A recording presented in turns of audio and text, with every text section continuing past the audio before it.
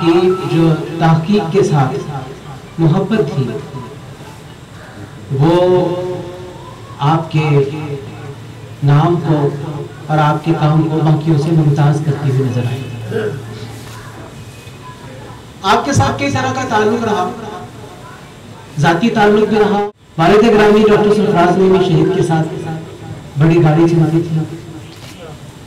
تحفظ ناموس رسالت محاذ کے بڑے سرکردہ رکن تھے, اور ڈاکٹر صاحب کے ہوتے ہوئے شاید ہی محاذ کا کوئی پروگرام ایسا ہو جس کے اندر آپ کی شرکت نہ ہو. تو ہم یہ دیکھتے ہیں کہ محاذ جب تک ڈاکٹر صاحب حیات رہے بڑے بھرپور انداز میں آپ نے محاذ کے ایک سرکردہ ممبر کی حیثیت سے کام کیا. اب یہ دیکھیے کہ ایک سرکاری ملازم ہم اس سے کیا توقع کر سکتے ہیں. سرکاری ملازم کو تو یہ بھی فرسانے ہوتی ہے بات کہ میرا نام کہیں پر بلیک لسٹ نہ ہو جائے, اور میری ملازمت جب اپنے اختتام پذیر کو ہونے کے ہے تو وہاں پہ سرکاری ملازم بڑا پھوٹ پھوٹ کے قدم رکھتا ہے.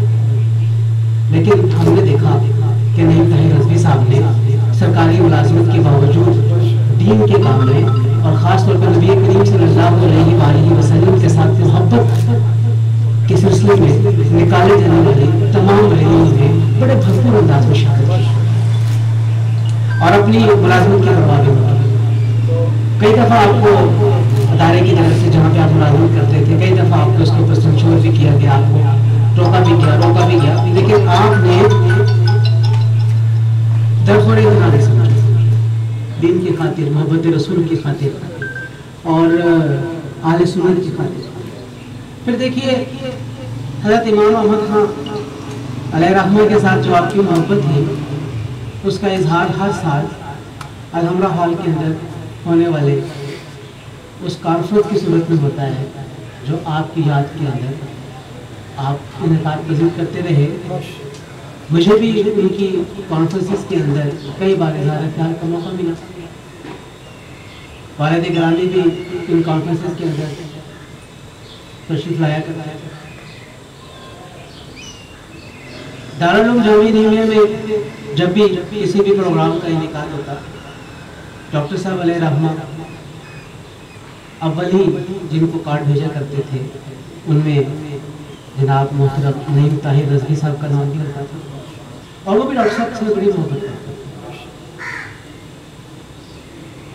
اتنا آپس کا تعلق تھا کہ بس فون کرنے کی دیر ہوتی تھی, ڈاکٹر صاحب فون فرماتے تو وہ تشریف لے آتے.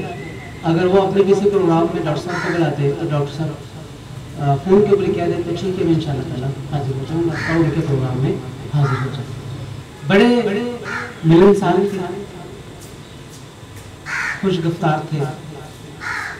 دین کا درد رکھنے والے تھے. ایک بات کا کل رہا تھوڑا سا وہ جس کا اظہار کیا کرتے تھے کہ کسی طریقے سے ہمارے مسئلے کے اندر شدت پسندی آنے کے بعد اور شدت پسند جماعت بننے کے بعد کسی نے ان کا نام اٹیچ کروا دیا نئی شدت پسند تنظیم کے ساتھ, جس کے بعد تھانوں کے اندر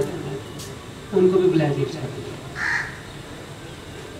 بڑی تک وہ کوشش کی, اوائل کو کامیابی نہیں ہوئی اور بعد میں پھر ایک حد تک تھوڑی سی کامیابی ہوئی کہ ہم بمشکل اس کا نام نکلوانے میں کامیاب ہوئے. لیکن اس بات کا بڑا انہیں احساس تھا کہ کوئی ہمارا بڑا نہیں ہے جو ہمارے اس طرح کے کام کر سکے. حالانکہ اپنے مزاج کے اعتبار سے شدت پسند نہیں تھی, اور اس شدت پسندی میں سچی بات تو یہ ہے کہ ہمارے مسلک کی اعتدال پسندی کو گھنا دیا. ہمارے مسلک کا جو ایک خوش نما چہرہ تھا اسے گہن لگا دیا ہے, اور جو کوئی شدت پسندی کو نگاہ تنقید سے دیکھتا ہے اسے بھی دشمن تصور کر لیا جاتا ہے. اصل میں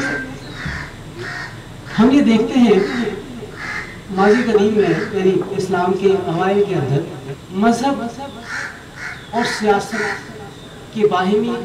آمیزش سے علم الکلام پہ بھی بڑا فرق پڑا، اور ہر آنے والے خلیفہ نے اپنے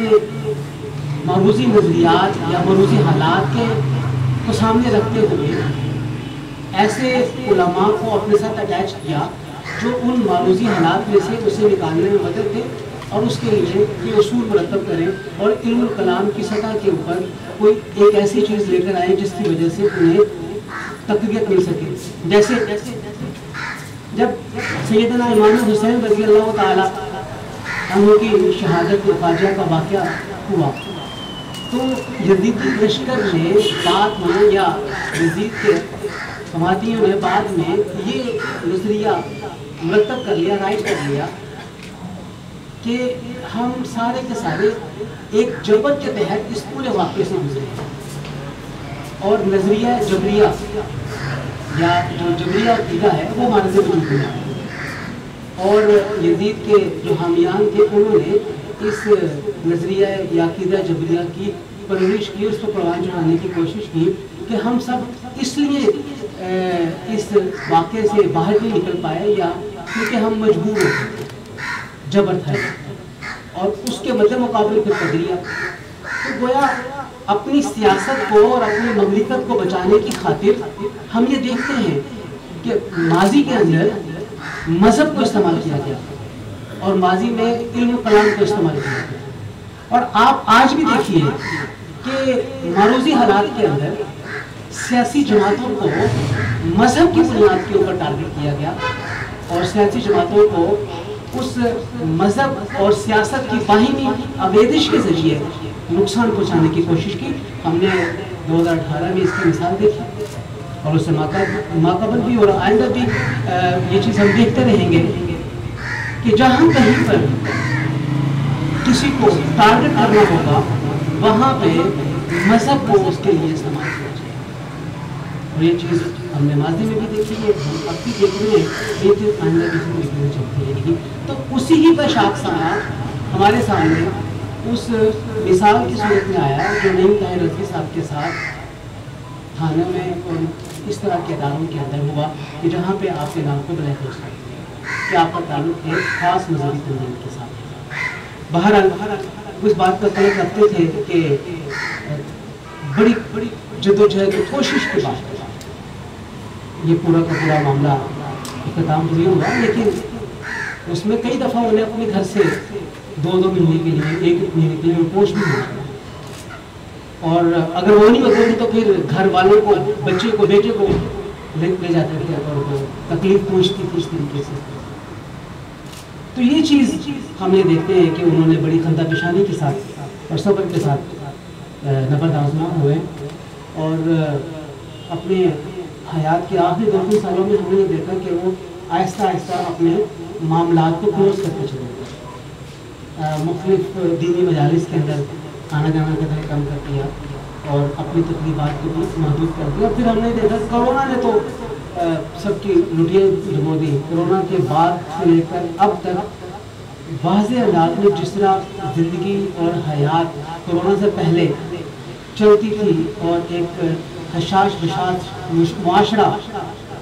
رواں دواں تھا، ہم یہ دیکھتے ہیں کہ اب اس طرح نہیں ہے، اور کرونا نے تو انسانی زندگی کے چال چلن کو بہت تبدیل کر دیا۔ اپنی بات کے اختتام پر میں نعیم طاہر صاحب علیہ رحمہ کی ان تمام خدمات دین کو خراج تحسین پیش کروں گا